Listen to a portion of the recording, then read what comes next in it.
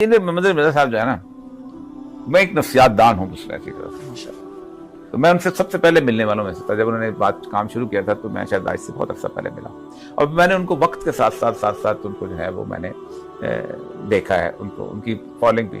دو خرابیاں میں نے ہمیشہ کہتا ہوں، دو خرابیاں ان کو جو غامدی صاحب کو ایسے آئی ہیں. غامدی صاحب بہت بڑے عالم ہیں، لیکن ان کی جو فکر ہے اس میں سے کچھ حصے ایسے ہیں جس سے سیکولر اور لبرل لوگ فائدہ اٹھاتے ہیں اور اس کو کوٹ کرتے ہیں، اور وہ اسلام کے خلاف استعمال ہوتا ہے.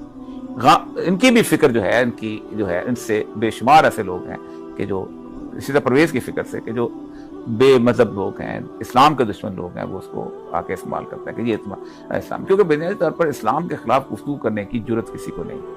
وہ مولوی کو گالی دے کے اپنا دل ٹھنڈا کرتا ہے، تو مولوی کو یہ بھی گالی دیتے ہیں، وہ بھی گالی دیتے ہیں، وہ بھی گالی دیتا ہے.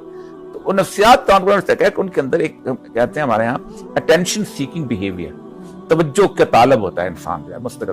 وہ جب ایک خاص سطح سے آگے نکل جائے نا تو پھر وہ مستقل طور پہ وہ توجہ کی مرکز رہنا چاہتے ہیں، وہ الٹی سیدھی رکھتے ہیں، جو بھی چاہے وہ کرتا رہتے ہیں.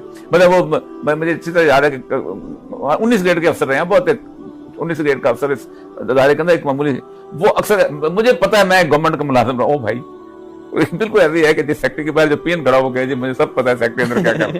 تو اس طرح کی حرکتیں بھی وہ کر جاتے ہیں کئی دفعہ. میں کبھی دوستانہ مشورہ ہے کہ بالکل، اور کسی ایک نفسیاتی صورتحال کا شکار. یہ بھی جو دیتے ہیں بھی اسرائیل کے بارے میں بھی انہوں نے جو گفتگو کی ہے، اور اس کے بعد جو انہوں نے عمران خان کے بارے میں پہلے کچھ کیا کہ اگر یہ فوج جو ہے یہ خانہ کعبہ کے اوپر کھڑی ہو کے بھی کہے تو لوگ ان کو ماننے کا تیار نہیں، پھر ان کے وطن پتہ نہیں کیا کلپ ہوئی، پھر عمران خان کے بارے میں شروع ہو گئے. تو ان کے اندر اس کہتے ہیں ایک اسٹیبلٹی جو ہے نا وہ ختم ہو گئی ہے. اسی لیے وہ اپنی بے شمار چیزوں جو ہے ان کو، اگرچہ کہ بعض چیزیں بہت اچھی کر، لیکن مسئلہ سر یہ ہے کہ آپ ڈھونڈ ڈھانٹ کے جب چیزیں نکالو گے تو پھر یہی ہوگا. مطلب یہ جو دو چیزیں جس پہ انہوں نے پورا شروع کیا، چشتی رسول اللہ اور وہ دوسرا تھا جو تھا اپنا کیا نام ہے اشرف علی تھانوی رسول اللہ، یہ میں حالانکہ آپ نے اس لائبریری میں بیٹھے ہیں، مجھے بھی نہیں پتا تھا.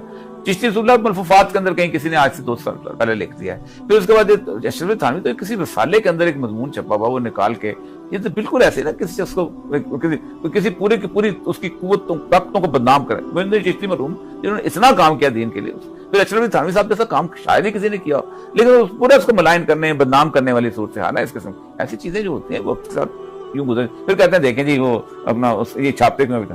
اب اتنا بڑا انبار لگایا ہوا ہے حدیث کی کتب کا، تو حدیث کی کتب میں جھوٹی حدیثیں نہیں ہیں. اگر وہ نہ ہوتی تو ملا علی قاری کی اتنی بڑی موضوعات کبیر کے اندر چلے جاتی ہے، ابن ابن جوزی کی اتنی بڑی موضوعات تو وہ بھی تو چھپی ہوئی ہیں، وہ چھپی چلی جا رہی ہیں. اس سے تو نہیں ہوتا سارا کچھ معاملہ.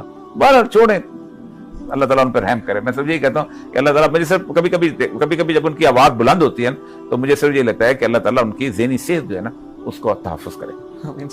بڑا خوبصورت پوائنٹ دیا ہے.